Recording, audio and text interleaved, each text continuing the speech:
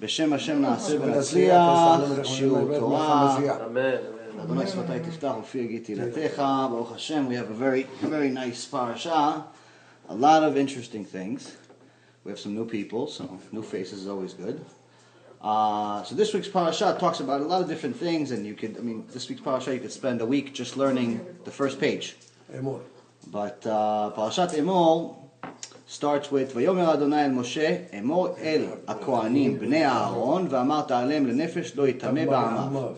So it says, Hashem said to Moses, say to the Kohanim, the sons of Aaron, and tell them, each of you shall not contaminate himself to a dead person among his people, except for a relative who is closest to him, and it goes on into details of who those relatives are.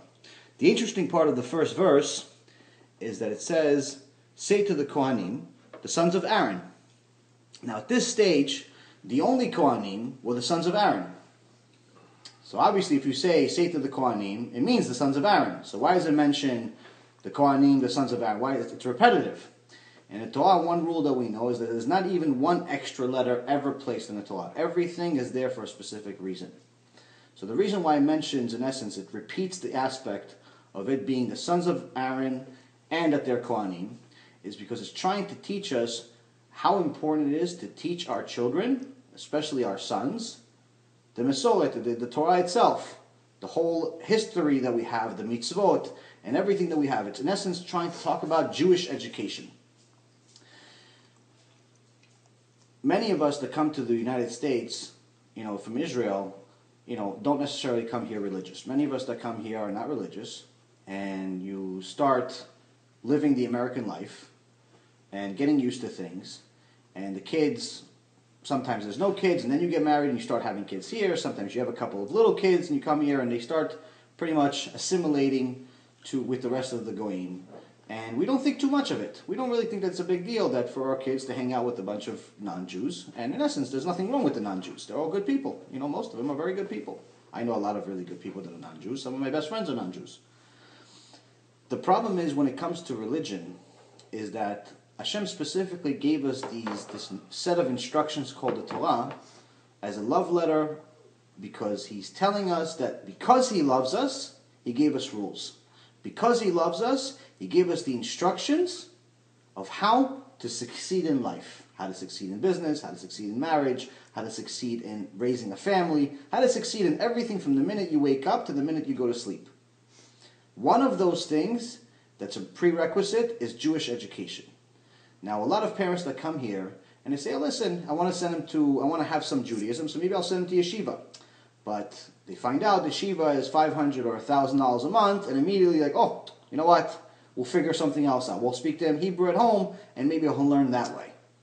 And that's where the problem begins. The reason why this happens is because initially when someone is 5, 6, 7, 10 years old, it's not really a big deal. They're hanging out with a bunch of people from the neighborhood. What ends up happening is that once they get to 15 and 16 and 17 and 18, they start dating in the neighborhood.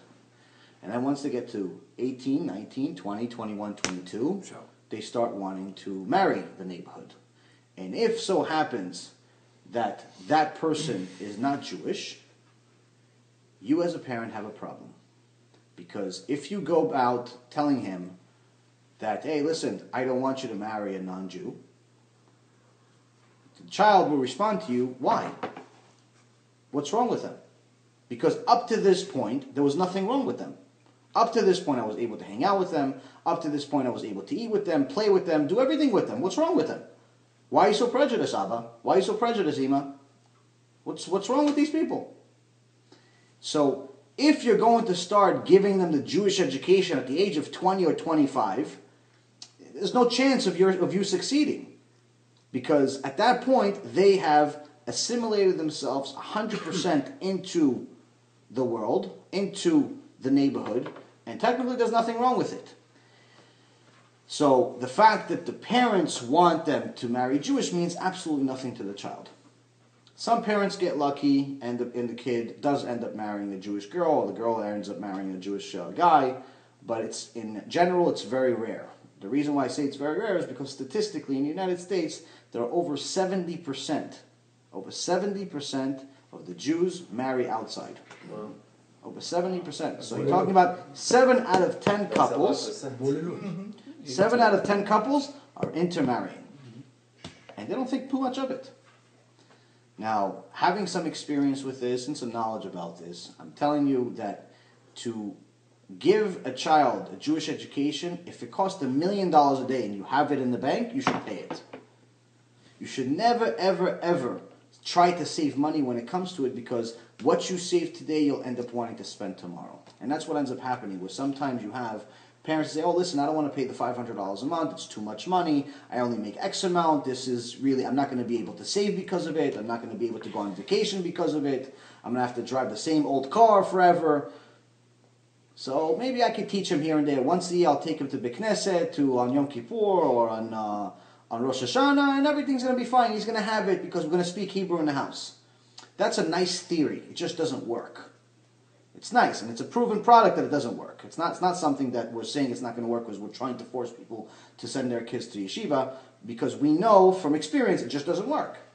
So when you give your children a Jewish education, you're already setting a foundation for them. Just like Hashem said in this Parashat, He's reminding us not only that there's Kohanim, but those Kohanim are the sons of Aaron, because teaching those children the rules of the Torah is the most important job that a parent has.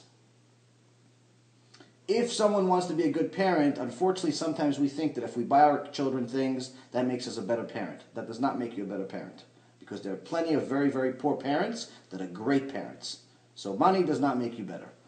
If saying I love you 87 times a day makes you think that you're a good parent, it does not make you a good parent. You could say I love you 80 times a day, but the kid can chas v'chalila turn into a drug addict anyway. What makes a parent a good parent is giving their kids the guidelines. This is what you can do, this is what you can't do, this is right, this is wrong, giving them pretty much a lesson about how to live life. And that's exactly what Hashem did to us, which we're His children. He gave us the basic book, very easy to read, very easy to understand, of how to live life. You want to succeed in business? It's in the Torah. You want to succeed in marriage? It's in the Torah. You want to succeed in anything you want to do, you want to learn science? It's in the Torah. So much so that some of the best scientists in the world today, the deeper they get into science, the closer they are coming to Judaism. Which is strange, because just 50 years ago, there was a big war between science and Judaism, and in general in religion. Most scientists thought that they were right, and they said, this religion is nonsense, they had all these theories, the year of evolution, the Big Bang theory, and that theory. But the funny thing is that the most accomplished scientists in the world are either converting or adapting to the 7 laws of Noah, or they're just becoming religious Jews. I mean, I'm sure you guys know that statistically, the most amount of Nobel Prizes won by any country is Israel. We're not, obviously, the number of people is less because we have a smaller country, but percentage-wise, we have more than anyone else. Many of those scientists are actually becoming religious. Some, obviously, are anti-religion. You can't convince them to do anything. But more and more people are realizing that there cannot be anything other than having some type of creator. There has to be a designer to this beautiful design. Everything is just too perfect for there to be a lack of a designer. It cannot be a random event. And there's a systematic and scientific way of proving it. Now, when it comes down to our children, if we give them the foundation from day one, you send them to yeshiva, you send them to learn some things about the Torah, then they're not going to have emunah issues. They're not going to have religious issues. They're not going to have any of these problems. So when they grow up and they're 18 and 19 and 20 years old, we're not saying that every one of them needs to become a rabbi or a rabbanit, but they'll have at least a foundation that will teach them how to live, and they won't have to go through the same tests we went through. Because as we all know, it's a very, very difficult test. To come back to Judaism is a lot more difficult than to stay in Judaism. So if you have a choice, make the right choice, because again, this is the first verse in the Torah. He's telling you that even the people that saw all the miracles, even the people that saw Hashem's words in Mount Sinai, they didn't just hear Hashem's words, they saw His words in the sky. It's in that book that I showed you, the science book. Mm-hmm. They actually saw the words in the sky. They saw fire, a pillar of fires. They saw the sea split into 12. They saw so many different things. Even them, it's reminding us that teaching them Jewish education is important. So if the ones that saw needed a Jewish education, how about us today that are 3,300 years after it, we didn't see anything. So again, it's very, very important that we know that a Jewish education is one of the most critical things. Last thing I'll say about the education, there was a video that I posted on, I have a Facebook page, I posted and I sent it to a few of you guys yesterday or the day before. There's a guy by name, a very, very famous newscaster in Israel. His name is Yaron London. Mm-hmm. And Yaron London is known as a complete anti-religion. Mm-hmm. Big kofar, hates religion, hates religious people, has nothing to do with religion. Talks bad about it, and so on and so forth. Great. Listen, Hashem and him will have a cheshbon to deal with. It has nothing to do with us. The point I'm trying to make is not to say anything bad about him. He actually did something very, very good. He actually helped publicize a huge Kiddush Hashem not too long ago. This is probably a year old, or maybe around that time. On purpose? But, yeah, on purpose. He actually went to a religious family. He talked about a religious family in Israel, and he went to this family, and he wanted to see, what's this family doing in their lifestyle, because everyone has theories of how religious families live. So he went to this religious family, and he wanted to see, how they live their life. And he's talking to the father, and then at that time that he came, the two boys came home from school. One is 7 years old, the other one's 8 years old. And they start talking to Yaron London, they start talking to him, and they start debating him. So you have a 7 and an 8-year-old debating someone that's in his 70s. And the best part about it is that they're beating him. The answers. The answers they gave him were extraordinary. And he's telling them, listen, you have all of these laws. Why do you want to keep these laws? Why do you care about all these rabbis? Why don't you want to be like a good boxer or someone stronger? So the 7-year-old responds, what's that going to do for me? Is that going to help me in Olam Haba? Is that going to help me even in this world? If I learn Torah, I get help in this world and I get help in the next world.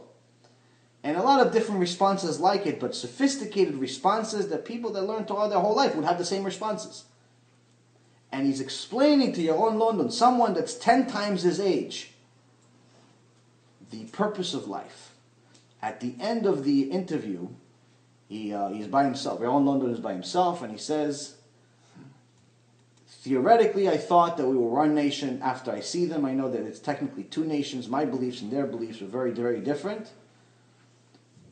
But spiritually, I see that they're amazing people. I just wanted to hug them. And it makes me very, very confused. So for someone that's constantly speaking bad about religious people, to say that I'm confused, that was a Kiddush Hashem. Because the parent, they didn't plan this. The kids didn't know there's an interview coming to the house or anything like that. Mm-hmm. And that's the best part about it. And also that's one of the reasons why in the Gemara it says, Abaye, which is one of the big sages in history, and it says to Rabbi Papa that the world is standing and existing based on the pure Torah that the children are learning. So he says, Papa says, wait a minute, but what about you and me? We dedicated our whole life to Torah. How come the world's not standing on our Torah? What, just kids? Okay, so the kid's 7, 8 years old, he's learning Torah. Great, but we're learning Torah for 50 years already. So Abaya responds, he says, the Torah that you and I learn, it's good, but it's a little bit tainted. Why is it tainted? Because we're still making sins. We still make sins. See, everyone, there's no such thing as a perfect human being. There's only 4 in history the Torah mentions that were lived a life without sins. But in general, there's billions and billions of people that have lived today and throughout history. They make sins. Us, for example, make millions of sins on a regular basis, even without knowing sometimes, or sometimes knowing. But the point is that sins is part of human nature. So he's telling him that even us being righteous, we still make sins here and there. The children, their sins don't count. Until their bar mitzvah, there's no sin. So in essence, they have 0 sins. So their Torah is pure. It's 100% pure. And that is a very, very different level of Torah. So that's something that it's good to know that when it comes to Torah, when it comes to learning some of this stuff, it's important for us. But as a parent, it's critical for us to teach our children. And the main thing is that sometimes you see parents focusing on building a house and buying cars and building the financial aspect of the house and ignoring the educational part of the house. And you see things that are very, very sad in the world today that have a lot to do with material but nothing to do with spiritual. So for example, there's something that happened today, very unfortunate. There's a woman named Sheryl Sandberg. She was one of the original employees of Google. And then she moved from being one of the original billionaires of Google to being the number 2 person at Facebook. She's a multi-billionaire, very, very successful, very smart, wrote a very good book, and very accomplished person. And she talks about her book, about her relationship with her husband, how great he is, and so on and so forth. So this woman has every material success you could possibly imagine. Unfortunately, that material success couldn't help her because there was a disaster that happened over the last day or so. Her husband died in the gym. He went to the gym, he fell, he died. Again, this is not to point out chas v'chalila, anything that bad happens to someone or anything like that.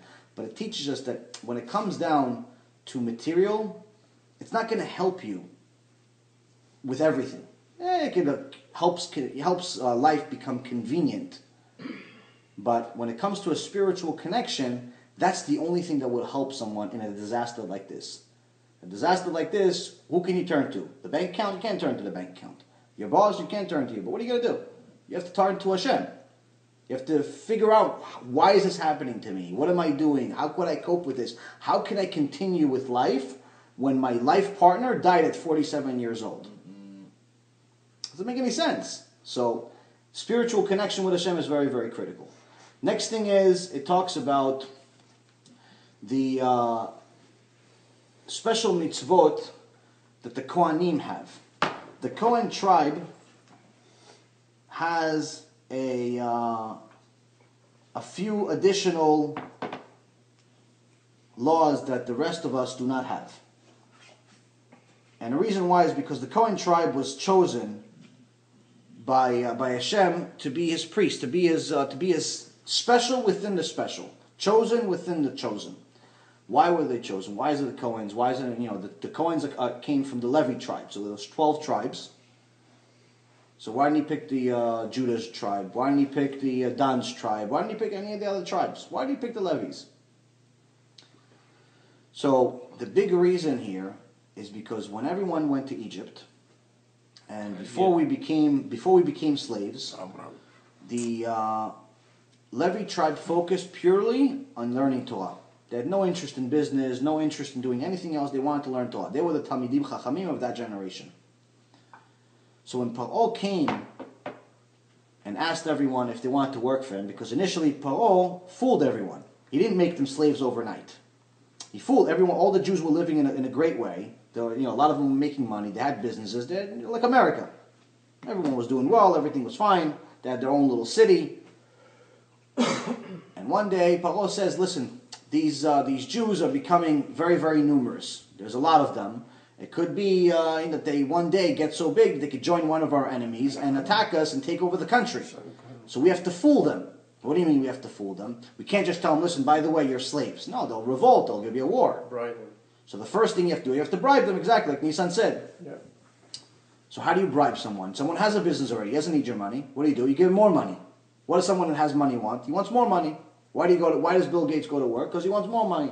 The more money someone wants, the more money someone has, the more money they want. It's in essence, the Gemara says, you give someone 200, he wants 400. You give him 400, he wants 800. The more money someone has, the more money they have. That's just a instinct that's within us. So now, Paro was not a fool. He said, listen, they're making, let's say, $500 a day. I'm going to tell everyone I'm going to pay them $5,000 a day. So you can't say, it's one of those things where I'm going to give them an offer they can't refuse. So he tells everyone, I'm going to pay you $5,000 a day, patriotic, let's build Egypt, let's build it. And everyone says, okay, I'm going to shut down my business, I'm going to work for Paro, why not? Except the Levi tribe. Levi tribe said, we don't care about your money, we want to learn Torah.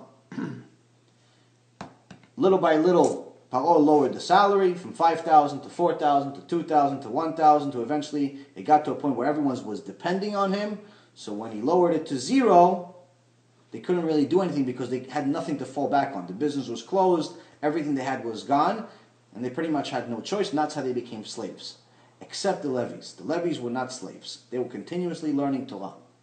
So that single decision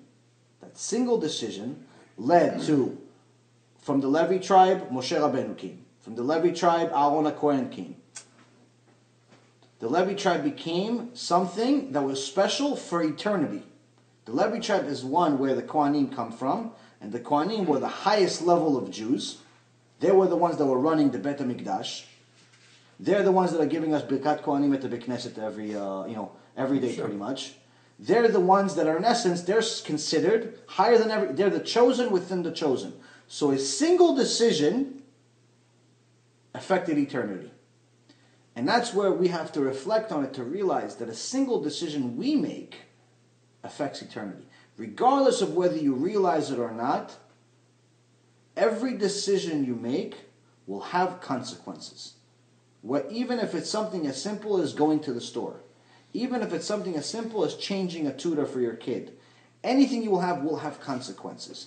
The key is to think about what's the possibilities of those consequences. Not sending a child to Jewish school has its consequences. What is it? You have a much, much likelier chance of becoming part of that terrible statistic we talked about earlier. Not keeping Torah and mitzvot has obviously its own consequences, and so on and so forth. So it's very important for us to know that every one of our things, it has its own consequences. The fact that the Kohanim and the Levi tribe decided to learn Torah had its own consequences, and they're getting paid for it till this day. Some of the added rules that the Kohanim got is, for example, a Kohen is not allowed to marry a divorced woman, or a widow, or a promiscuous woman. If a Kohen marries, it's so critical to this day, if a Kohen decides that he wants to marry a divorced woman, the rabbis will not let it. You cannot get a kosher wedding. You cannot, an Orthodox rabbi will never sign off on a wedding for a Kohen with a divorced woman. The only way it goes is if he goes to one of these other places that call themselves Judaism, but obviously we know it's not. What if a Kohen divorces his wife and he wants to get back with his ex-wife? No. He cannot? He can. Okay.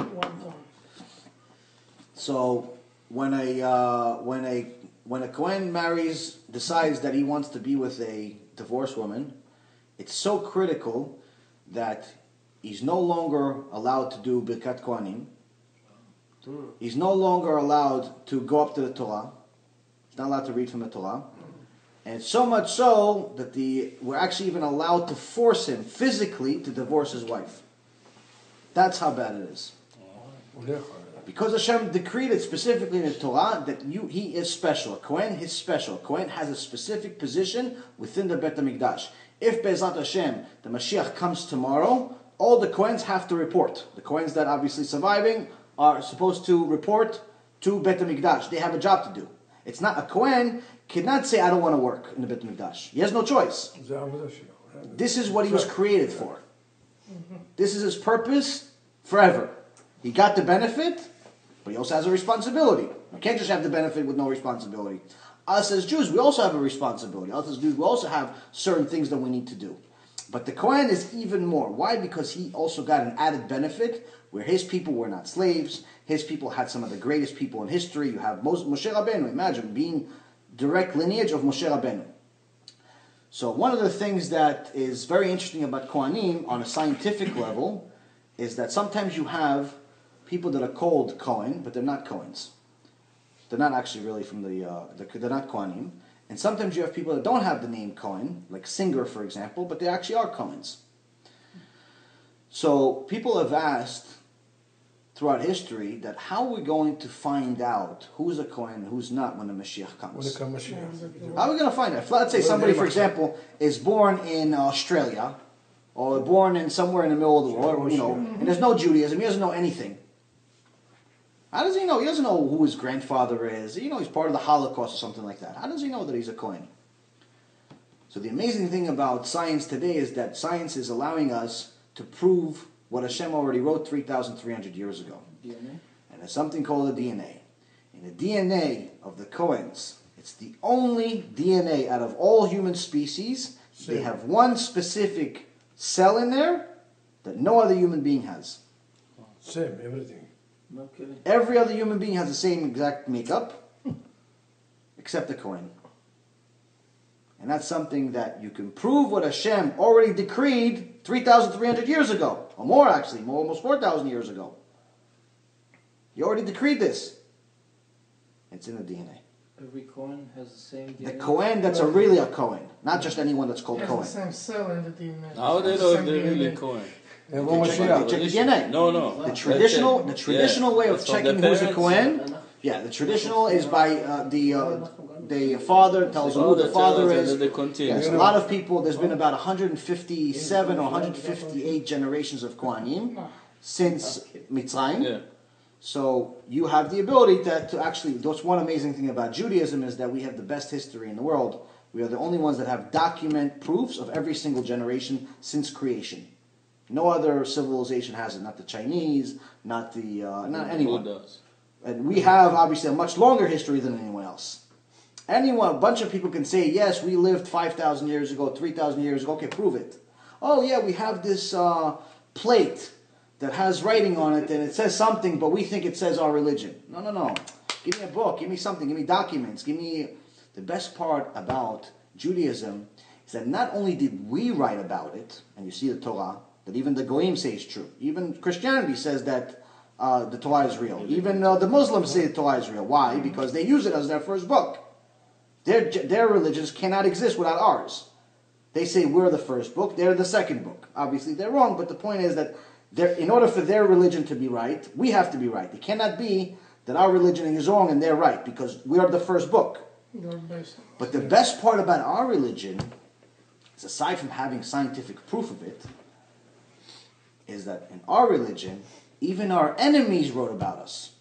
So even during Mitzrayim, that a lot of people say, oh, Mitzrayim maybe didn't happen, there's actually even archaeological proof of the newspaper, in essence, columnists, or the writers for the Egyptians, that wrote about the Jews. And what do they write about the Jews? They wrote about the 10 plagues. He hates the Jews. He wrote about everything that was happening as the Torah says. There's blood everywhere. There's frogs everywhere. The firstborns are dying. It's dark. Everything that happened is documented. But not by us. By them. It cannot be more objective than that. Cannot be more proof than that. Someone telling me, okay, if they don't like my book, they could say it's fake. Okay, all you want, you could say it's fake. But when my enemy writes what I said, I don't need any more documented proof of that. So that's the amazing thing about the Torah. So now you have another thing that's very interesting about this parasha specifically, but it's all over the Torah. But any time that Hashem gives us, there's parashot in the Torah that talk about the storyline of what's happening, an event, of some kind of event happening. And there's parashot, which is chapters within the Torah, that are talking about Hashem giving us rules. Any time that Hashem is giving us rules, which is most of this parasha is talking about Hashem giving us rules, different mitzvot that we have to do for the Kohanim and so on, he usually finishes the sentence with, I am Hashem. Now, I know he's Hashem. How many times he's going to, in this page, for example, it's 3 times. The next page, another 4 times. Every 2 minutes, I am Hashem, I am Hashem, I am Hashem. Okay, I know you're Hashem. Well, you remind me you're Hashem. You just reminded me in the last verse. And we just talked about how there's no extra words. There's no extra words in the Torah. So why does he keep reminding me that he's Hashem? I know he's Hashem. And I know he gave me the mitzvah. What Hashem is reminding us constantly is that he comes before our logic. Here's the mitzvah. This is what you have to do. Whether you understand it or not is irrelevant. Whether you know that there's a benefit to it or not doesn't matter. Because remember where it came from. I am Hashem. And I decided that's enough of a reason for you to do what I said. So, if you ask me, listen, why do we keep kosher? There's 2 answers. One answer is that there's certain benefits to it. And the other answer is Hashem said so. The real answer is Hashem said so. That's the real answer for every mitzvah. The fact that there is physical and spiritual benefits to it is great. But that's not the reason. The reason to keep a kosher household is benefits to it.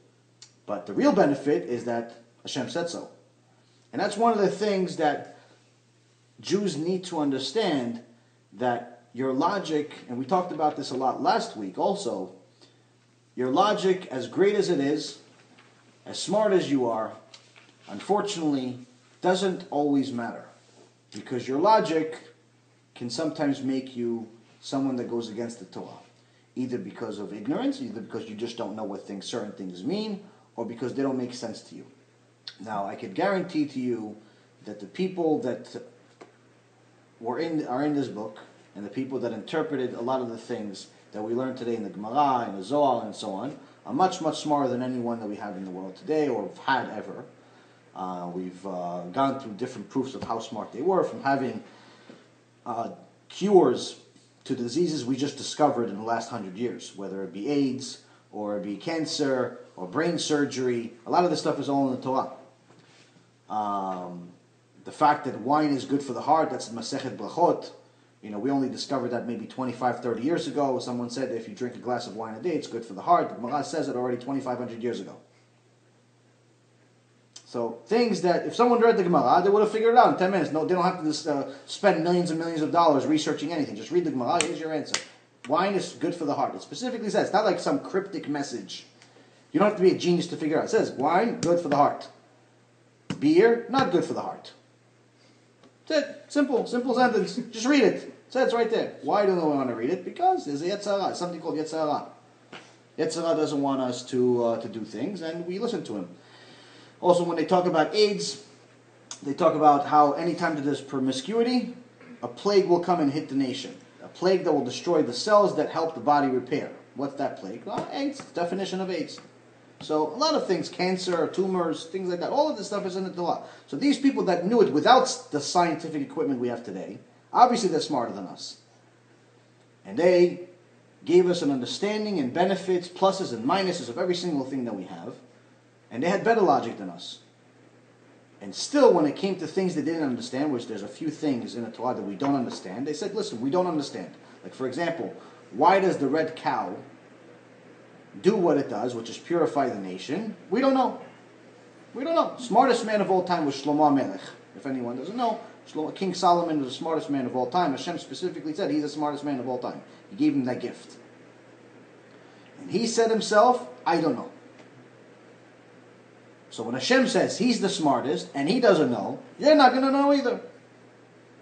Simple. It's not a matter of saying I'm stupid. I'm not. No, it's just Hashem said certain things. I want you to know. Certain things you're just not going to know, because it doesn't serve any purpose for you to know it. The only things that Hashem gave us the ability to know are things that matter to us. Things that we don't know, it's because it doesn't matter. It doesn't impact our life. So a lot of people like to ask questions, especially people that are far from religion, like to say, wait a minute, but if God created everything, what was before that? That's a stupid question, by the way, because if he's God, then there is no before that. So as long as someone is trying to use their logic, it's a non-starter. It's pretty much there is no way to get to a solution. There's no way of actually getting to figure out some of these things. So it's important to know what questions to ask, what not. Yeah, a science teacher, I'm sorry not to cut Yeah, you no. off. You could ask questions as often When as I you want. first moved to the States, I had a science teacher, so he heard, I had a hard time with English. Mm-hmm. So he says, oh, you're from Israel. He goes, listen, I'm Jewish. But he goes, I don't believe in God. I said, why? He goes, because I can prove to you how everything was done, since he says, I'm a science teacher. And I said, okay, so he's trying to tell me about the Big Bang Theory and everything, and I was just not hearing any of it. Yeah. And I said, okay, that's your opinion. I had a very hard time with that, Where's the thing? listening to something like that when I was, 12 years old. That's what they teach in your school. And this is Jewish, he said to me, I'm Jewish, but I can prove to you. And I even look at my wife now, and I laugh with her, and I said, look, from an explosion, look what we have. Just to see how stupid these people are. Yeah, in the grand scheme of things, it's a very, very silly belief. But the reason why people choose to believe things that are against the Torah is because if you believe what the Torah says, it obligates you. If this document is real, that means I have to do what it says. If God wrote this, I have to listen to it. If God came down right now, like he did to Moses, and he went and spoke to him out of the burning bush, and he came to us and he spoke to us, and he told us, listen guys, you all have to, from now on, wake up at this time, you have to pray, you have to do this. He tells us a bunch of things that we have to do. What we're going to say? No, he didn't say it? No, we saw it. We have to do it. Same thing with this. If we confirm scientifically, spiritually, logically, whichever way you want to prove it, there's a way to prove it. It just requires time. You see that this is real, then it obligates you that you have to listen to it. So when someone says, listen, yeah, I believe in God, but I don't feel like keeping Shabbat. That means you don't believe. No, he goes, no, I believe. I'm a Jew in my heart. I believe that God created the world, but I don't want to keep Shabbat. So that means you don't know. The only two reasons of why someone will not keep the mitzvot. It's either a lack of knowledge, the consequences, or a lack of belief. There's no such thing as someone that truly has knowledge, no such thing to the point where meaning that it's such a small minority that's non-existent. Talk about hundreds of people, not in history. Someone that has knowledge and knows it's real for sure and still doesn't do it. It's very, very rare. Why? Because you have to be crazy.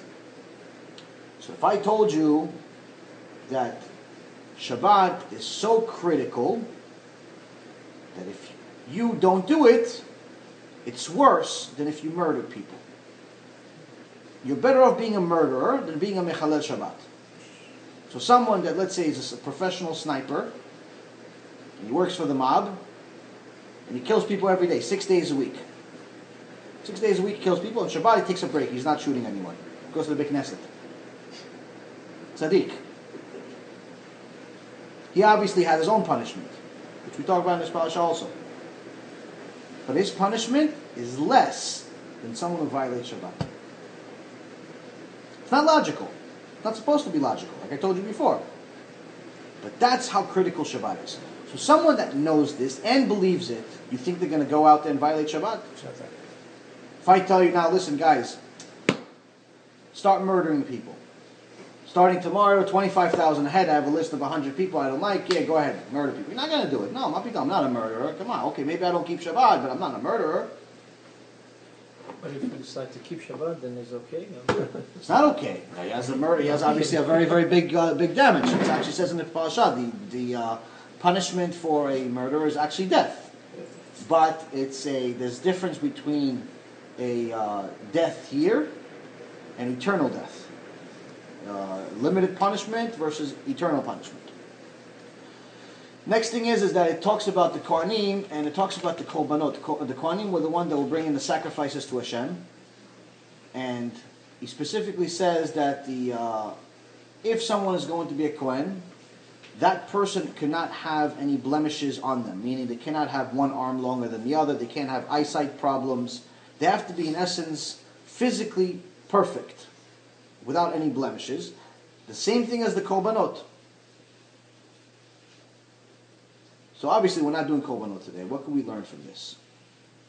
Okay, Hashem wants a certain type of person to do it. It's a chosen person, and that person within the chosen people has to be obviously specific. Even if the person has eyebrows that were too long, that were reaching his face, he just looked weird, he wasn't able to be the Kohen. There's no more people. He has to be perfect. He has to be someone that Hashem created in a very good way. Normal. So now, he's telling us, just like that, the korbanot that you give me also have to be the chosen ones, the best ones. It cannot be just some animal you picked. Mm-hmm. Like Cain and Abel, the first two children within the world, after Adam and Eve, they had first two children. Cain gave a korban, and Abel gave a korban. Abel gave a good korban. He gave the best of what he had, but Cain gave the worst of what he had. Not so much. And Hashem was not too happy about it, so he didn't take his korban. Why? Because Hashem, he's like, I'm Hashem. If Hashem is Hashem, he's Hashem all the time. Meaning that if I'm Hashem, and you're giving me a korban already, obviously you realize that I give you everything. It's really mine, it's not yours. So what are you giving me the worst stuff you have? Doesn't make any sense. Same thing here. So what is it? How is this korbanot? We don't do korbanot. You're not going to do korbanot tomorrow. You're not going to do korbanot tomorrow. What's having a blemish of korban? Our korban today is the tefillah. Our korban today is our prayers. It specifically says in our prayers that let our words replace the korban. So every time we go in, we do tefillah. We go shachrit, we do tefillin, we go to mincha, we do the tachnun, we have Shema Yisrael at the Arvit. All of these prayers, we do 3 times a day, we do prayers. If we're going to pray, we have to focus. We can't talk, we can't play with our phone, we can't social. It's not a social hall. A synagogue is not a place to make friends. A synagogue is a place to pray. It's a place of worship. So much so the Gemara says that it's actually Masechet Megillah and a few other places also, that you're not even allowed to use the synagogue as a place to hide from rain. If it rains, let's say, outside. Rain, pouring, like right now. It's pouring outside. You're not even allowed to go inside the synagogue just to cover from the rain. Not allowed. The synagogue is not a place for you to hide from the rain, to cover yourself from the rain. If you're going there, you're either going to learn Torah or you're going to pray. You're not even allowed to use a synagogue as a shortcut. So let's say you have a road, and the front entrance of the synagogue is one end, and the back entrance goes to the next block. So it saves you 3 hours. 3 hours. It takes you 2 minutes to save 3 hours. 10 hours. Doesn't matter how much it saves you. Not allowed. Not allowed to use the synagogue as a shortcut. So if you're not allowed to use it, for 2 minutes as a shortcut, you think you're allowed to talk in it? To your friends, to your buddies, hey, how you doing, buddy? You're not even allowed to have a simple conversation about nothing. So the key here is that when Hashem is telling us, I want the best korban with no blemishes, He's also telling us, I want the best prayer with no blemishes. I don't want you thinking about your girlfriend and your boyfriend and your wife and your kids and this and that. And that's also part of the reason why you're not allowed to kiss your children or anyone in synagogue. This is not so. This is a problem for some people because when you have a little baby and he's really, really cute, you just want to swallow him. They're so adorable.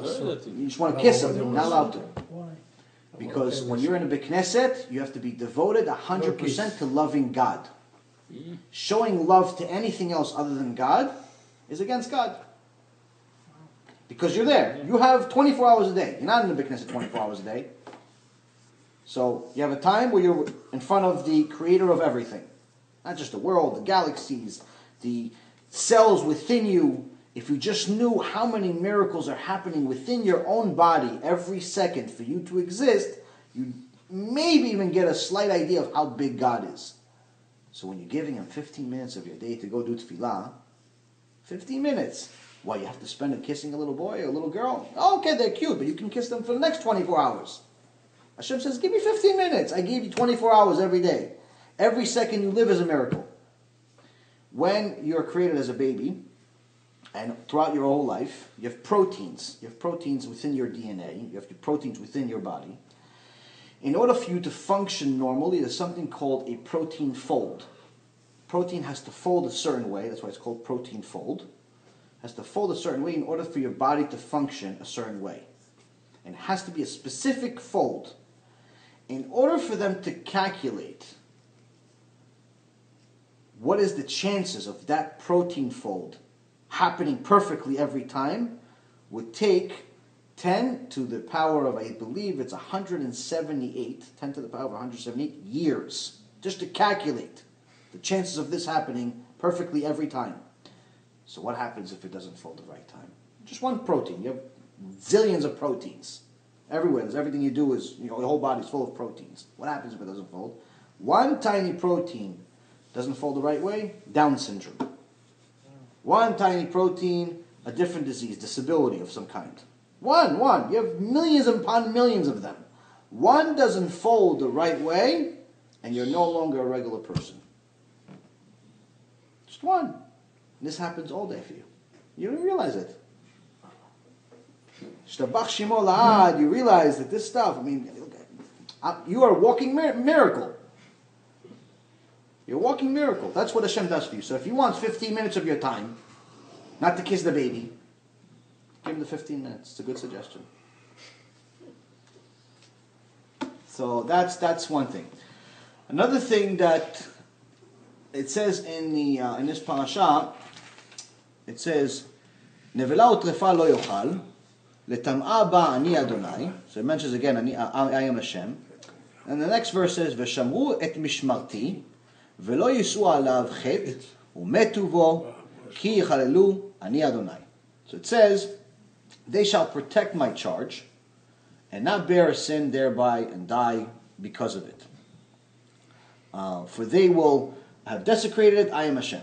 Okay, so now the English translation is a little bit off on these specific letters because it says that V'shamru et mishmati, even though it technically means and they protect my charge, it's technically supposed to say and they kept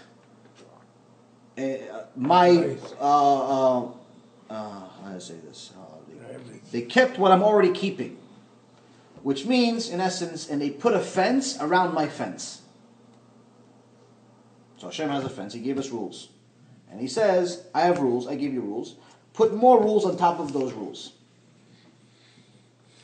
So this is one of the things that a lot of Jews have a problem with. As a matter of fact, the other religions have a problem with it too. On one end, the Torah says you're not allowed to add anything, you're not allowed to subtract anything from the Torah. But on another end, he's telling us, put a fence around my fence. I gave you rules, put more rules around those rules. It says over here, V'shamru et mishmati. Shamru means keep. Mishmati is meaning he's already keeping. So there's a protection around the protection. Why? Because Hashem says there's the core foundation that you cannot survive without. But there's certain things that will lead, that if you see through growth, you see through life, things change. We have, whether it's technological change or any other change, the ideological change that we have, or anything else that changes throughout time, you have to adapt to the times. And this specific verse, and it's actually in several places, it's also in last week's Parashat, and it's in several places in the Torah. This is the additional rules that the Hashem allowed the rabbis to add in order for us to be able to preserve the core. So, for example, when Hashem says, "Don't cook the meat within his mother's the deer within his mother's milk," so in essence, he was trying to teach us, the milk and meat is not good. Fine, but he didn't say chicken, which means that originally birds were parv.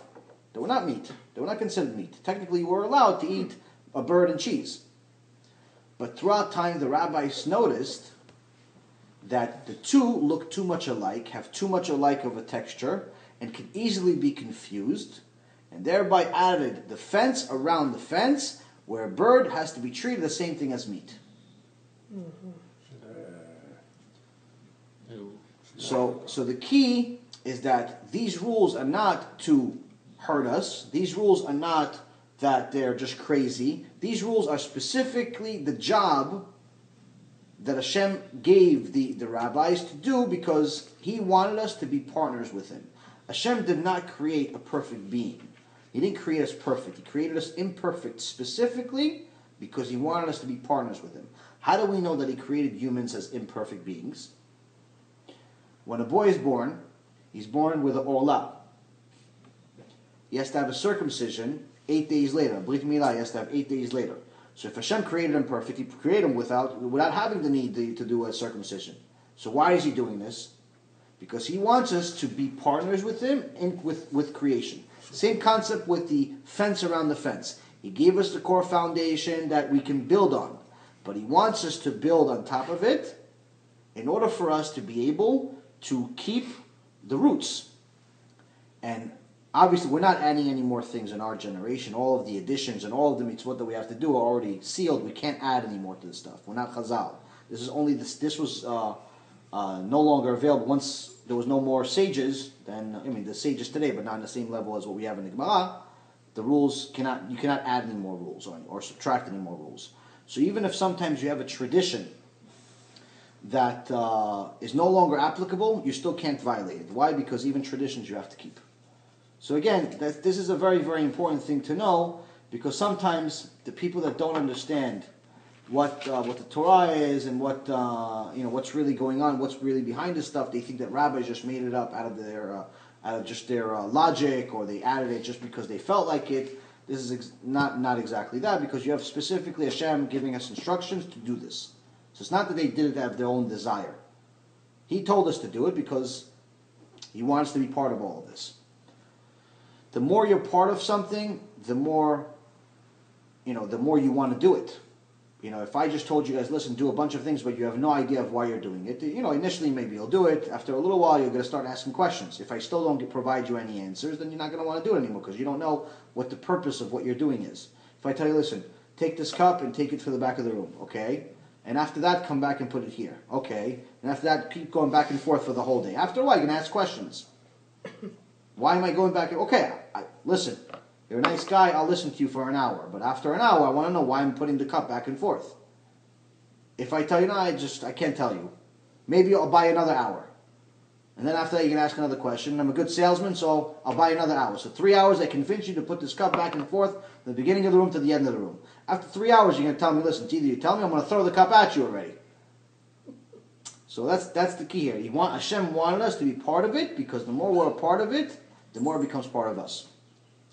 The next chapter within this parasha, it talks about the holidays, the key holidays within Judaism. And this is a very, very interesting thing, because it talks about Pesach, it talks about Kippur, it talks about Rosh Hashanah, it talks about Shavuot, it talks about the key holidays within Judaism, Shmini Atzeret. But the interesting part is not that it talks about the holidays. Oh, it's good. It's expected to talk about the holidays. The interesting part is that before he talks about the holidays, he says this. וידבר אדוני עם משה לאמור, דבר אל בני ישראל ואמרת עליהם מועדי אדוני אשר תקראו אותם מקראי קודש, אלה הם מועדיי. So these are my holidays. Okay? In so many words, obviously.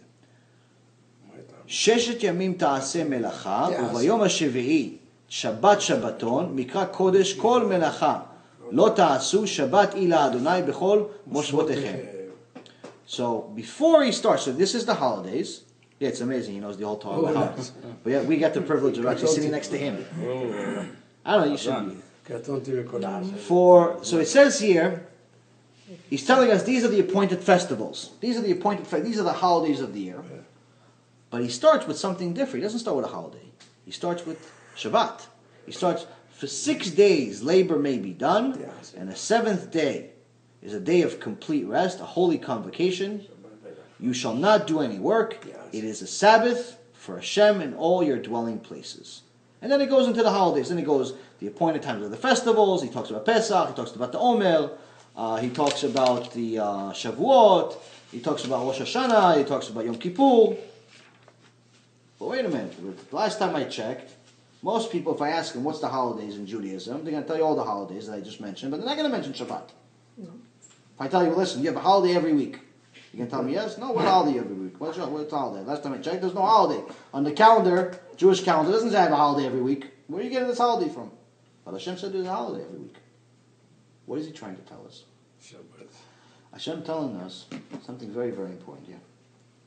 Shabbat is bigger than all holidays. So sometimes when we don't know anything. We didn't learn Torah. We didn't go to yeshiva. We don't know anything. We're just, I don't know. Somebody told me I'm a Jew. Great. Somebody told me go to synagogue once, twice a year during the holidays. I go. And what do people do? They go Yom Kippur, pray, Chatati, Aviti, Pashati. I made all these sins. God, please forgive me. I kiss the mezuzah. I see the Sefer Torah. I kiss it even more. Everything's great. I fast. Sometimes maybe I even wear white. Rosh Hashanah, I eat these weird fruits. On Pesach, I eat this strange little thing called a matzah. So I do these holidays. And if I don't do it, everybody looks at me like I'm non-Jew. So I do it. I go to synagogue 3-4 times a year. Hashem says, great, good, go to the holidays. Problem is that it's not going to help you. Because violating the Shabbat 1 week is worse than all of those holidays. Before you even think about those holidays, you have to realize Shabbat is the foundation of everything. How do we know?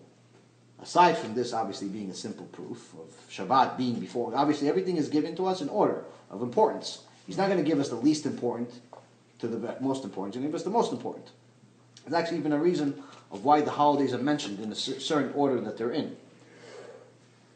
But the reason, for example, Pesach is mentioned to us because that's the Exodus. That's when we left Mitzrayim. Shavuot is the next one is mentioned because we got Torah 50 days later. Okay? Then you have Rosh Hashanah, which is a day of judgment. We're asking Hashem, please forgive us. Then you have Yom Kippur, is an appeal process. Okay, we didn't do that great. Please, let me appeal. Just like you didn't win the case, but you still have a few days later, you have another shot. Please help us out for next year. Let me live another year. I'll do better. And then you have Sukkot, which is the last one that's mentioned. Why? Because that's the holiday to celebrate.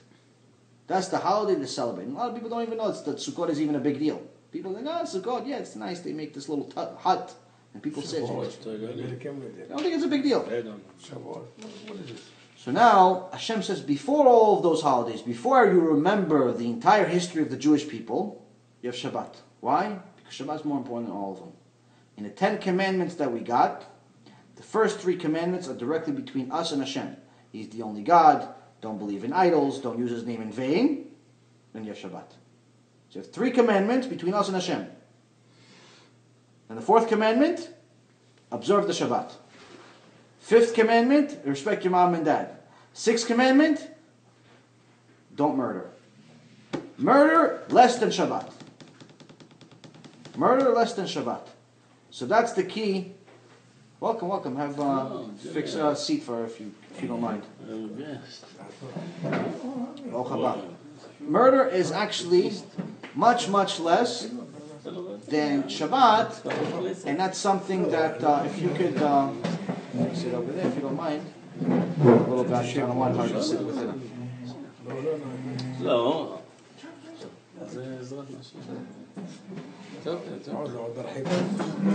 Sit one. No. Shalom, why don't you sit next to her if you don't mind? You can't. Let her sit.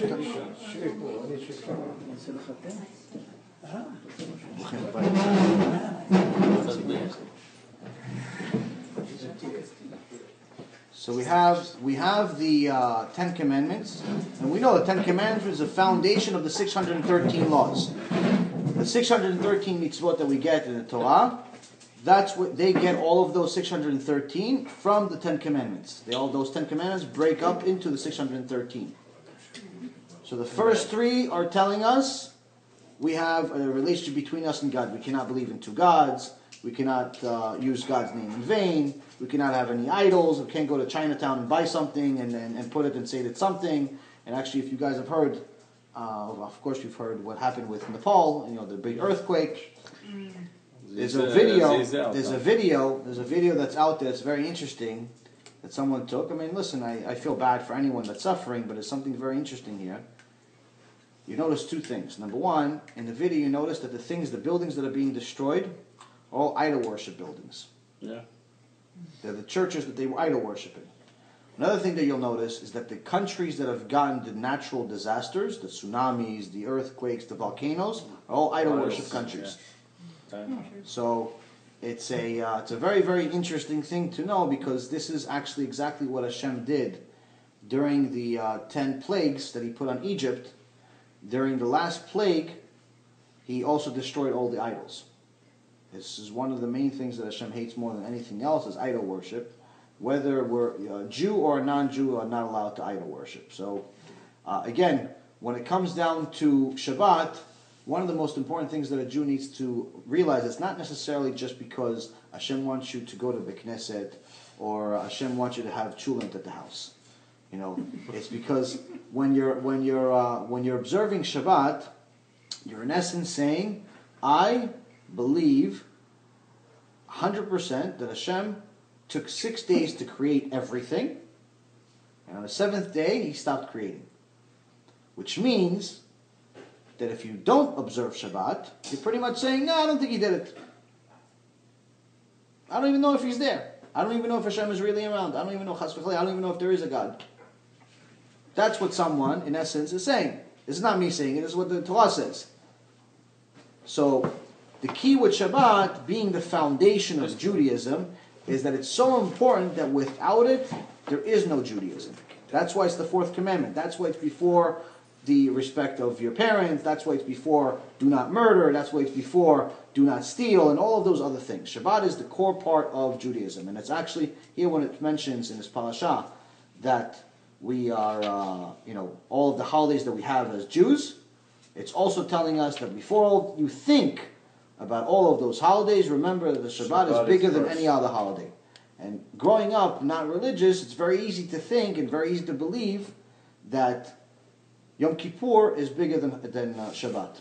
Because Yom Kippur, you do more stuff. You're torturing yourself by not eating, not drinking, not brushing your teeth, not taking showers, not doing all of those things, can't do anything. I'm in a big Knesset all day. But something interesting is that another way that we know Shabbat is higher than everything else. And the Gemara, it says, on a traditional day, which is Mondays and Thursdays, we go up to the Torah. They take the Torah out of the Aron, and there's 3 people that go up to the Torah. Then you have on Rosh Chodesh, 4 people go up to the Torah. Then you have on holidays, 5 people go up on the Torah. Yom Kippur, 6 people go up to the Torah, but Shabbat 7. So obviously, the more Kedusha there is, the more significant. So there's another way that we show that Shabbat is bigger than any holiday or anything else. So these things, again, these are basic foundations of Judaism that unfortunately most of the generation today does not know. The reason I say that is because you have the vast majority of Jews are not religious today. And again, it's not necessarily because Jews don't like God, it's because Jews don't know anything about Him. It's most people that don't do anything, as I said, it's either because they don't know enough of the significance of everything, or they don't believe. And to believe requires proof. Most people in this generation require scientific proof, because technology obviously has become very much a big part of our life. Every single person has pretty much a camcorder in his pocket these days. Every single person is used to being on a computer. Every single person uses a car, and so on and so forth. Technology is very much a big part of our life. If I said to you guys that I am a doctor and that I'm some rocket scientist, and I told you a bunch of different theories that you didn't believe or that you didn't know about, but I told you it because I called myself a doctor, you'd believe me. You're not going to go and double check on Google if I'm right or not. Why? Because I have this diploma that says I'm a doctor, and therefore whatever I said is kadosh in so many words. And that's people's mentality today, that if someone is a doctor or an accomplished person in a certain profession, if they say something, it's as if God said it. They believe it. These scientists say something. Listen, I have a theory that the world is 3 billion years old, and I got a Nobel Prize for something, and I did this, and this, and people say, oh yeah, the world is 3 billion years old. Wait a minute. He actually said it's a theory. He didn't say he knows it's 3 billion years old. He said it's a theory. He said, yeah, but he said it might as well be fact. And that's the way people treat things. Whatever someone that has some type of certificate has, people believe it. And the funny thing is that even within the scientific world, there are no 2 scientists that agree on how old the world is. One guy says 3 billion, another guy says 50 billion, another one says 250 million. The more billions you have, I think the more degrees you're supposed to have. But the key is that all of them are not saying this is factual, they're saying this is theory. The problem with the people that are not scientists, so the scientists know that it's a theory, and each one of them knows the definition of a theory. The problem with the existing generation that are not scientists is that they believe that theory is fact. So when I debate someone, I explain to them that the world is not 1 billion years old, and so on and so forth, and we didn't come from monkeys, and we all of these different things.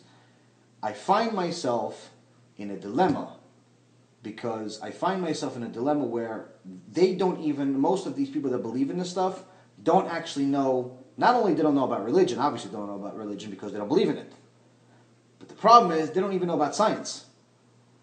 And then it becomes a problem when the people don't even know English. Not necessarily they speak English, but they don't know the definition of theory. Theory, by definition, is theoretical. It's an idea. It's a possibility. It's an educated guess, in so many words. It's not fact. So when it comes down to showing the proofs of Torah, we work with actual facts. We don't work with a theory of maybe this happened or maybe this didn't happen. So whether it's the proof that the Mount Sinai happened, or that the words were inscribed in the clouds, a lot of these different things that are in the Torah that are hard for us to sometimes understand, there's literally a way to prove everything in a scientific way.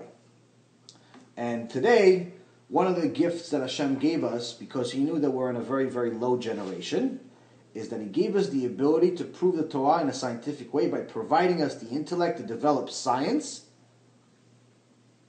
in order to prove the Torah.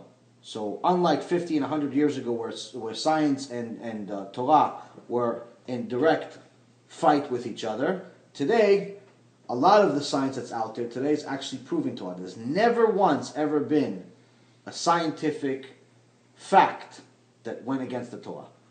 Not once. There's theories, it's never facts. But as far as facts in the Torah proven scientifically, there's hundreds of them. And that's, for example, I think we've talked about this a few times in the past, but just for the sake of mentioning something, you have, for example, in the Gemara it says that Hashem, we complained to Hashem after He destroyed the Beit HaMikdash. And we said to Hashem, listen, Hashem, even a husband that divorces his wife still remembers her. Still remembers her, still knows, oh, she's a good woman. And even though we had a little bit of kasach, we had a little bit of problems, but it's okay, she's the mother of my kids. But with us, you took our Beit Mikdash, that's it, you forgot about us. So Hashem says, you think I forgot about you? I created the world in 12 parts. Within those 12 parts, there are 30 parts within it. Within those 30 parts, there's another 30 parts. Within those 30 parts, another 30 parts. And so on. It gives each one of these legions and Gideons and different names within each part. Each section, He gives it a name. And He says within that last part, there are 365,000 stars. Okay, great. What is this? What is this encrypted message? In that encrypted message in Masechet Brachot, page 32, Hashem is giving us the exact number of stars in the universe, which is 1064340 and 12 zeros after it. It's a big number. 10 to the 18th power or something like that. Mm-hmm. So when we came out with this Gemara, is written almost 2,000 years ago. Back in those days, we didn't even have a calculator, let alone a way to figure out a number like this. It's such a huge number. So the world laughed at us. Said, oh, yeah, here's proof. You guys are crazy. This is numbers. You're saying this, the amount of stars. At that time, they say, no, we only see 800 stars. So there you go. There's a mistake in your Torah. You're saying the Torah is divine. You're saying that there can't be a mistake in the Torah. And the Gemara is part of the oral Torah, which means it's divine also. So if there's one mistake in the Torah, it means it's not divine. It means it's human error. If there's human error within the Torah, it's no longer from God. So they said, listen, I see 800 stars. There's no 800 stars. It's a mistake. Okay, there you go. Throw your Torah in the garbage. A few years passed, and we were able to get some better equipment, and we started seeing, oh, there's 8,000 stars. We were wrong by a zero. Okay. A few more 100 years passed. In the year 1600, a person named by the name of Galileo Galilei came up with the telescope, and he said, oh, you're all wrong. There are a few million stars. Okay, still, it's a big difference from 800, but it's still a huge difference from this 1064, 340, and 12 zeros. Still, okay, million, that number, big difference. Fast forward almost 400 years, early 1990s, NASA had their own research with their own supercomputers tied to a telescope, and they came up with a number of 10 to the 19th power estimate. And then another university from Australia, another university from Michigan, I believe, came up with a similar number also, 10 to the 20th power, 10 to the 19th power. In essence, the belief that there's such a large number of stars out there is not only a fact now, but this number that was not even part of our day-to-day language 2,000 years ago is now fact. So again, these are just one of the very, very simple things that are within the Torah, and that's why you have people that understand Torah are used in such things that are extraordinary. For example, there was someone by the name of Ben Ish Chai, and if we didn't know that he lived within the last 100 years, we would think he lived maybe 1,000 years ago. No. Because he lived, obviously, not too long ago, but I'm saying he had such knowledge as if he lived almost 1,000 years ago, like those people, the Torah that he had. So the point I'm trying to make is that there's actually a story of one of the people that he knew, as part of his kila, was having a brain surgery. And the doctors had a dilemma, and they didn't know which part to cut, because they said that if we cut the wrong part, he's going to die. So they came to the family, they told them, listen, we have a very, very big dilemma. This is a life or death situation. You have to sign off here to tell us, you pretty much choose which one you want us to cut. It's like, no, call our rabbi. So they call the rabbi, they call the Ben Ish Chai, and he tells them, tell him to cut A this way and B this way, and he gives them exact instructions of how to cut the brain. So the doctor's like, which doctor are you talking to? It's like, no, he's not a doctor, he's the rabbi. He goes, rabbi? What rabbi? He knows medicine? He goes, yeah, he learns Torah. So rabbi that's never done brain surgery in his life is telling the brain surgeons how to cut and how to do an operation. So again, all of this stuff, all this amazing stuff is in the Torah.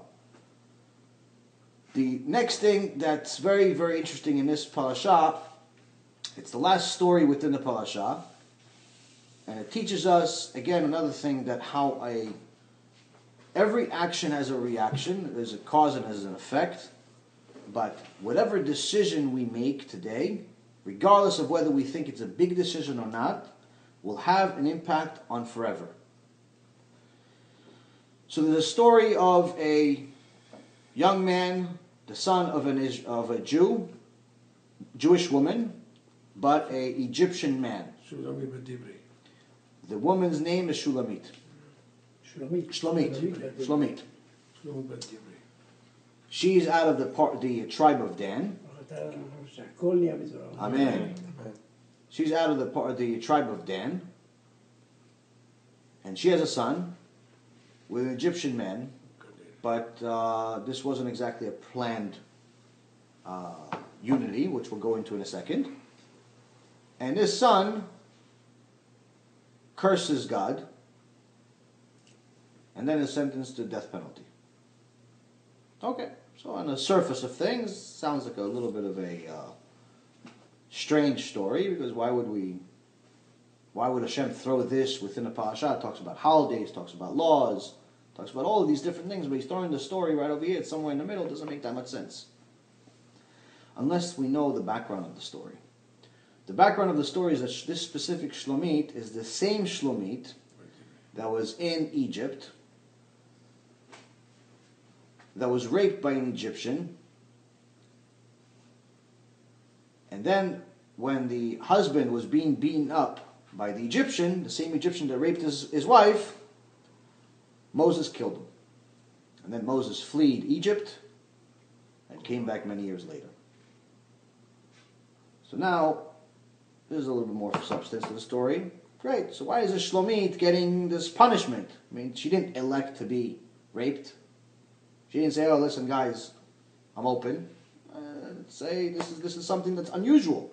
And on top of that, after this disaster that happened to her, that this Rasha Mitzri did, again on top of it, she gets a son that's a Rasha and curses God? Doesn't make any sense. So first of all, we need to know the reason why she was called Shlomit is because Shlomit was a very ultra-friendly, flirtatious woman that said shalom to everyone. She said hi to everyone. So in today's world, she's called flirtatious, which in Judaism is not a good thing to be. A woman is supposed to be modest, and as much as we'd like to be nice to everyone, there has to be a certain element of separation between men and women. Why? Because it leads to a lot of things that women do not accept. Because women think with their heart. Men think similar to animals sometimes, which is instinct. So, to a woman, saying hello means nothing. It means hello, I'm being nice. To a man, it means, she likes me. Mm-hmm. So this is one of the things that we need to understand. So Shlomit was ultra friendly to everyone, including the Egyptians that are beating up everyone. This got the attention of the evil Egyptian, and the evil Egyptian set it up to a way where he told her husband to go work in the middle of the night, so he can go into his house, be with his wife while it's still dark. She did not realize that he's not her husband. Remember, back in those days, they didn't have light bulbs and all these chandeliers. It's dark. So she slept with him thinking that this is a husband. The husband comes back shortly later, sees that this happened. So from that moment on, the Egyptian knew that the husband knew. So he decided, the Egyptian became embarrassed and decided that he's going to torture this guy extra. So no, there wasn't enough torture already that he's getting as a slave. He wanted to decide to torture him extra. Moses saw this and killed the Egyptian. So even though Shlomit did not mean to do anything wrong, she didn't obviously volunteer for this rape, the Torah is explaining to us here that the fact that she was so friendly and flirtatious by itself deserved this punishment. So just imagine it is a woman that's not modest in other ways. Fine, we got this part. Okay, there's something more we learn from this story. Again, there's no order as far as the Torah. It's specifically there's a rule within the Torah is that it's not in chronological order all the time. There's a basic chronological order from beginning to end, but sometimes the parashot within the Torah are not in chronological order, meaning that this parasha is today, for example, is this week, but the parasha that's going to happen in several weeks from now, which is Parashat Shelach, is in several weeks from now, but it's actually an event that happened at the same exact time. The Parashat Shelach talks about, it's in the book of Bamidbar, which in English is Numbers, and it's talks about a person by the name of Tzlofchad. Tzlofchad was the first Shabbat violator. So it says here, the children of Israel were in the wilderness, and they found a man gathering wood on the Sabbath day. Those who found him gathering wood brought him to Moses and Aaron and to the entire assembly. They placed him in custody, for it had not been clarified what should be done to him. Hashem said to Moses, so he's a violator of Shabbat. So in essence, if anyone doesn't know what Hashem said about Shabbat and they think that a rabbi said that Shabbat is a big deal, let's see what Hashem says. Hashem's opinion is more valuable than my opinion. It's more valuable than any rabbi in history's opinion. This is what Hashem says about a Shabbat violator. So they ask Hashem, they put the guy in jail. They ask Hashem, what do you want us to do with the Shabbat violator? This is the first Shabbat violator. We kept one Shabbat as a nation. The very following Shabbat, he violated. So Hashem said to Moses, Vayomer Adonai el Moshe, Mot yumat ha'ish, Ragom oto ba'avanim kol ha'eda michutz lemachane. So it says, Hashem said to Moses, the man shall be put to death. The entire assembly shall pelt him with stones outside of the camp. So, again, this is Torah. This is not anything else. This is as close to Hashem as it gets. This is exactly from Hashem. The reason why I continuously mention this is because many people in our generation that don't know Torah heard one thing here. Sometimes they heard a rabbi, sometimes they heard a guy with a beard, sometimes they heard from a friend that they thought knew something, and everybody makes their own religion at the end. And they say, no, it's not relevant anymore. Hashem never said this stuff. So, okay, so you have a verse right here. It says, Hashem said to Moses, this is the punishment. It's no longer theoretical. So anyone that's watching on YouTube, Bezat Hashem, or anyone that you know, this is what Hashem's opinion is about Shabbat. This happened at the same time that the son of Shlomit was arrested. Why do we say this? Because it specifically mentions that they were both put in two different cells. Why? Now, both of them are going to get the death penalty. Both of them, one cursed Hashem, one violated Shabbat. Both are getting the death penalty. So, technically, what are you putting them in two different cells? Throw them into the same cell, save yourself some space. What's the problem? Chazal explains to us that with the Shabbat violator, we already knew this is the worst thing you can do. We just wanted to wait to get permission from God. This is the worst thing you can do. This is the punishment. With the one that cursed Hashem, we weren't sure. We knew it's death penalty, but we didn't know which type. We didn't know how bad it really is. So, just to make sure that he doesn't suffer extra by sitting next to the Shabbat violator, he knows the Shabbat violator is getting stoning, which is the worst punishment. They get thrown off the second floor, and then if they don't die, the rest pretty much they thrown at them until they die. This is a really, really bad punishment. Worst type. So they're saying that if he sat next to him, he would think that he's getting the same thing. So maybe he's not going to get the same thing. So we don't want him to have that extra worry. So imagine this. Hashem is even worried about the one that he's going to give a death penalty to. So even the punishment is still just. Even the punishment, even the ones that went against Hashem, he still wants to make sure that they do not suffer even one extra second. So that's what Am Yisrael did by following the Torah. They put him in two different cells just to make sure that he doesn't suffer extra, doesn't think that he's getting the other thing until Hashem gives us the permission. But what does that also mean? That by violating Shabbat, it's even worse than cursing Hashem's name. Again, not necessarily something logical. But this is what Hashem said. He wrote it in the Torah, which means this is what it is. Logically, you would think going against Hashem is much worse than violating Shabbat. Shabbat is just another day to people who don't keep Shabbat. 6 days, 7 days, same thing. And that's logically, doesn't make sense. But if Hashem didn't think that, he wouldn't write it. And that's something that's really, really important for us to know, is that it doesn't always necessarily need to make logical sense. The next part is to finish off this particular parasha. It actually talks about the most confusing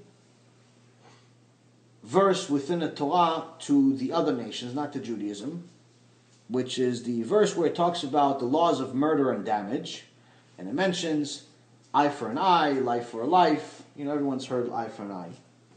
So the people that of other religions always thought that there is, if someone, we said it in the Torah, that if someone caused another person to lose their eye, the Torah said that you should poke their eye out. And if someone killed somebody, then we should all kill him. And if someone killed his animal, then we should kill him also. And pretty much they thought that the Torah is just a violent document. That our punishments were supposed to be equal in that sense. This is a very, very big misunderstanding, because actually this is actually the way that the Muslim religion works. And some other places. But the point I'm trying to make is that this is one of the reasons why at the beginning of the shiur that we talked about, of how important it is to give a Jewish education to kids. Because if the child is grown without a Jewish religion, if the child is grown without any basic foundation, they get to 20 years old, they get to a point where they develop, if they don't mind opening it, they get to 20 years old, they get to the point of developing their own personality, their own opinion, and then someone says, hey, by the way, you're Jewish? Yeah, okay, listen, I have this extra chumash, why don't you take a look at it? And they open the book and say, eye for an eye? What kind of God is this? I don't want this religion. What a vicious God. What, just because he lost an eye, I have to lose? What if he has only one eye? One guy, okay, the one guy lost an eye, he has two eyes. He lost one, so he's down to one. But the guy that poked his eye out only has one eye. So technically, if you poked his eye out, he would have 100% loss. Whereas the first guy lost 50%. That's not an even punishment. Hashem said that the Torah is just. Torah always has to be just. So what? If I take his eye out, okay, it's not good. It's not nice to take his eye out. But he only has one eye. So if I take his eye out, he can't see ever again. Or, for example, if, let's say, one guy lost his finger and he's he sings, he's a singer. But another guy lost his finger, but he's a piano player. Who has a bigger loss? The guy that's a piano player. Now he can't play piano anymore. The guy that's a singer, doesn't matter to him, he sings. He doesn't need his finger. So it's a bigger loss. So cutting his finger is not a just punishment.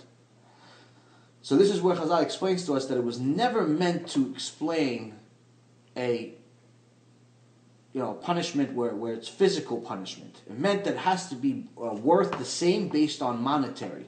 So you have to evaluate the punishment has to be based on the monetary value of the loss. So if someone, for example, has 2 eyes and he lost 1 eye, he lost 50%, there's a certain value to it. If that particular person had a specific profession that cannot be done without having both eyes.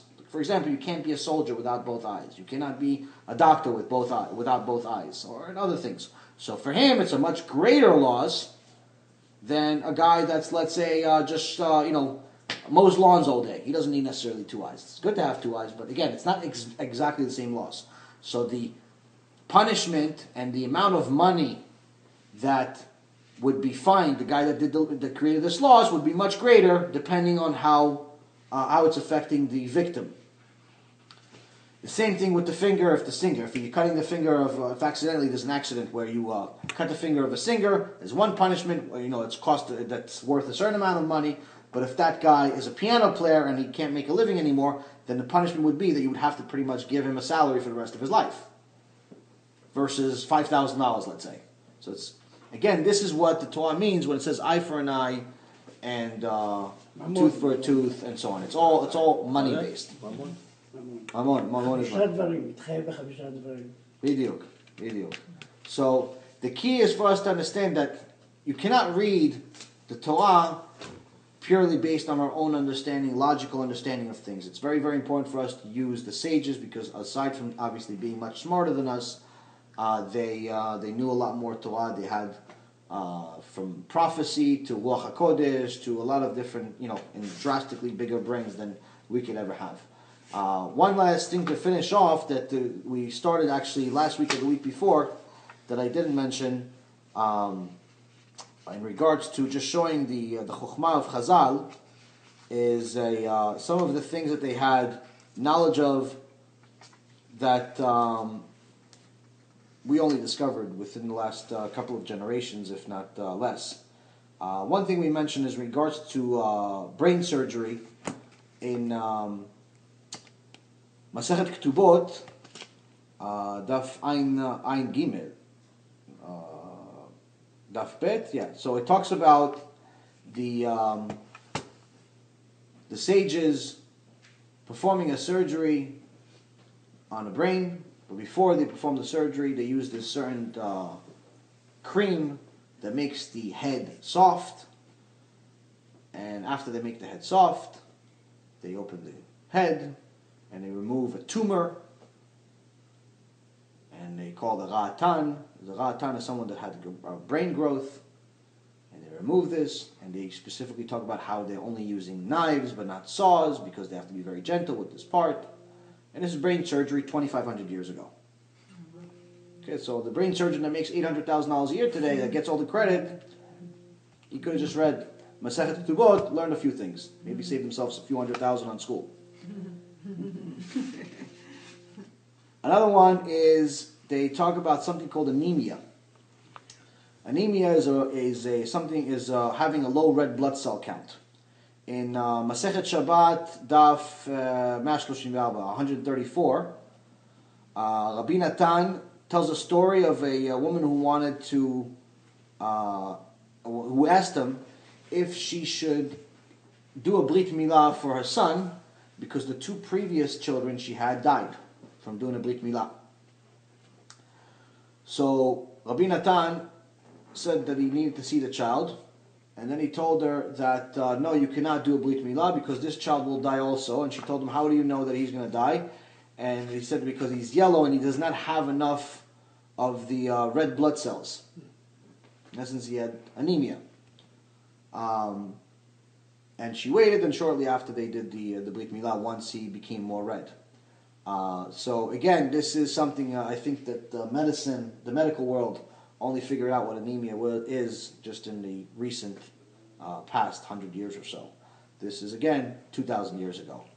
Rabbi Natan that did not go to Harvard or Princeton. He just went to God and asked him some questions and got some info. Something that's interesting also for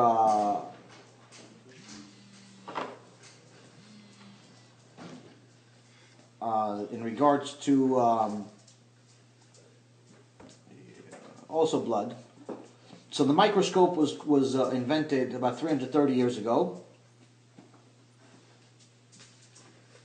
and that's when we figured out that there's the blood cells and the the things within the blood cells, all the diseases that we have, the cells that we have, bacteria, and so on and so forth. And we looked into the blood cells. We figured out eventually that the real healing power of the body is through the bone marrow. That's the real healing power of the human body. It's within the bone marrow. Now, this is only in recent past. But Abaye, which is one of the biggest sages, he's all over the Gemara, in Masechet Chulin, page 125, talks about the same exact thing. And he talks about an animal with a skin wound that in order for that skin wound to heal, it's going to heal from the outside in rather than from what we would traditionally think. But more importantly, he talks about specifically talks about the healing power of the bone marrow, which again we didn't even know what the bone marrow is in traditional science until this last 100 years or so. And he talks about he calls the bone marrow the brain within the blood, in so many words. So it's within the bone. So it's again another interesting thing. So let me see. I think there's one last thing that we didn't mention. I think we mentioned AIDS. That's in the Midrash, right? We mentioned AIDS before, right? Mm-hmm. AIDS, cancer, hydrophilia, brain surgery, microscope, medicine, germs. A lot of interesting things. Yeah. Oh, anesthesia. You guys know about anesthesia? You guys know about the anesthesia? So this is. We'll finish it off with this. Obviously, anesthesia is part of our everyday life. Anyone who wants to have a surgery has to have anesthesia, or else they suffer. And also, there's something called liposuction today. People that are heavy, they get liposuction. Or if they're some type of movie star, they need to get liposuction, even if they're already skinny. So, Rabbi Eliezer also had liposuction about 2,000 years ago. And this is actually in Masechet Bava Metzia, also in the Gemara. And it talks about how someone came to him and it said that his job was, one of his jobs, was that he would send message to the Goyim about anyone that was within the Jewish nation that was stealing, that was a criminal. So he would tell the Goyim about it, and they would arrest him, and most of the time kill those people. So he was trying to help the Jewish people, even though those people that were criminals were Jews. He's saying if you're a criminal, you need to get punished. We don't have the power to punish, so the Goyim have the power to punish you. So one of the people came to him, and they said that his father is wine, but he's vinegar. Meaning that his father is amazing, but he's not so good. So he really took it personally. So Rabbi Eliezer was actually a very, very big tzaddik, but he's also very, very big, physically, huge. So he wanted to see if he's going to get punished for what he's doing. If he's going to get punished from Shamayim for telling on the Jews, because technically they're still Jews. So one of the things that everyone obviously at some point dies. And so when they die, they go into a grave. Not to be too graphic, but in essence, the worms eat the body for the first year, and after about a year, there's nothing left. Unless you're a really righteous person, but that's a different story. So that's actually part of the neshama's suffering during that first year. And that's also one of the reasons why the Torah says that someone, that unless they're truly like a major tzaddik, should never even think about being heavy, because that's more suffering during that year. Because the body stays for longer. So Rabbi Eliezer wanted to see how much is his neshama he was okay with. He knows, listen, I read Torah all day, I learn, I'm a sage, I'm a tzaddik, I know. But my body, maybe my body has a lot of sins on it. So I want to test this out.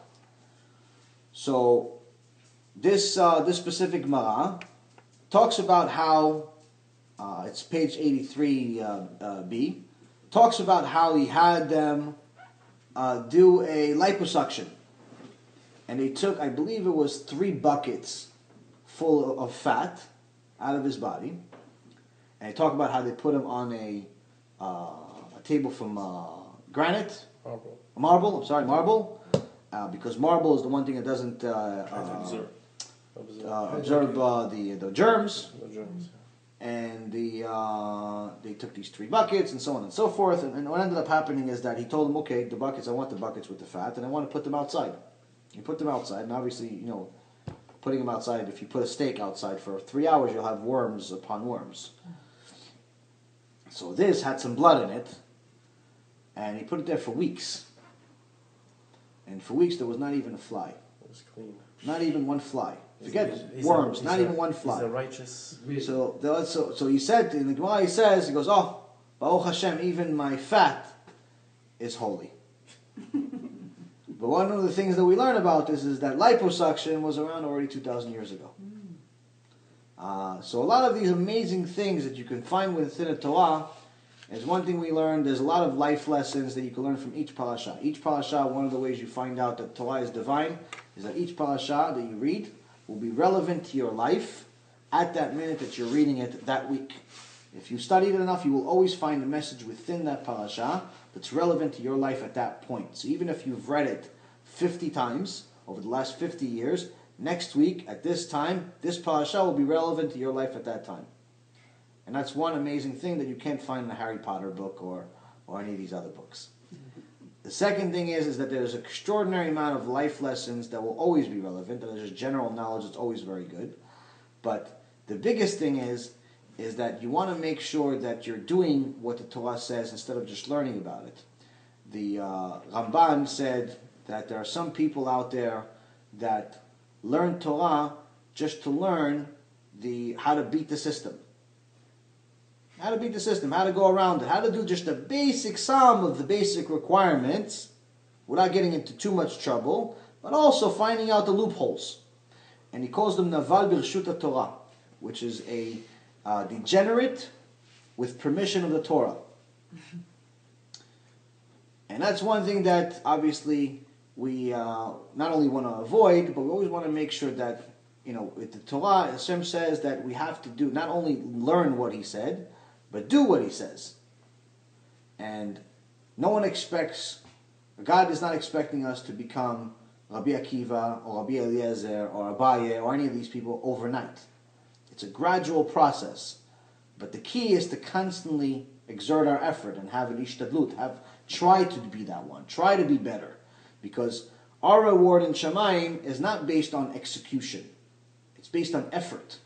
Because Hashem gave us a certain amount of ability, and we have to use that ability. But if we use our ability, if He gave us a certain amount of ability, let's say He gave us an ability to become the Gdol Adol, but we become, just a guy that goes to yeshiva twice a week. Obviously, we're wasting a lot of potential. If we have the ability to just be a normal guy that keeps Shabbat, keeps the mitzvot, learns Torah for 2-3 hours a day, or an hour a day, whatever it is, but we end up completely being someone who doesn't keep Shabbat, doesn't keep kosher, doesn't keep anything, that's obviously a problem. So the Torah is not necessarily just for us to learn it and know what it says just so we could, know that we know something, but it's to do. And the key is that to find out all of these secrets doesn't take that much effort, because a lot of other much, much smarter people than I could ever be, have already done all the work. All I got to do is just repeat it to you guys, and it makes it a pretty easy job. So Be'ezrat Hashem, we all learn these parashot every week and learn all of the secrets within the Torah and see how relevant all of this stuff is to our life, and get closer and closer to Hashem. And unless you guys have any questions, Be'ezrat Hashem, we'll see each other next week.